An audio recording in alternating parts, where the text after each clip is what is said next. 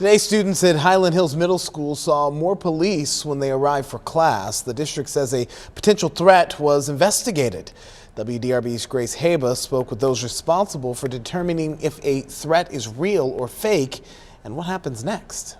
Investigating threats against a school system is nothing new to law enforcement like those here in Floyd County. But over the years, the way those threats have been made has changed, meaning now it might be more difficult to determine if something said online is still a credible threat offline. Good evening, Highland Hills families. This is Steve Griffin, Assistant Superintendent, New Albany, Floyd County Schools. And one of those social media threats prompting an investigation Wednesday at Highland Hills Middle School. Families were told a threat had been investigated but deemed not credible. The student that was identified didn't have the ability, didn't have the knowledge, didn't have any of that. Floyd County Sheriff Frank Loop says a student posted a threat online and his deputies did a home visit. We don't hesitate to take an administrator with us if they want to go, but generally my police officers handle it. Loop says in most cases, threats don't end up being real and discipline is left up to the school. We've reached out to the district's administration and to the middle school and have not yet heard back about this specific case.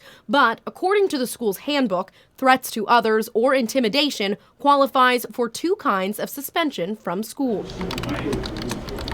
In the age of digital media, Loop says investigating threats like these is becoming more common and more difficult. When I first started here, that you'd get the springtime bomb threats, and that would be a phone call.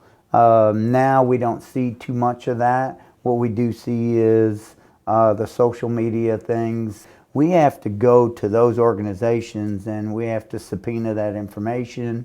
And a lot of times it's more difficult than what you think because they're not using their real identity. Ultimately, the sheriff says if you see something, say something, and his department will get to work. Our goal is to make sure that our school systems are safe, and I think that we accomplish that daily. With photojournalist Ian Cunningham, Grace Haba, WDRB News.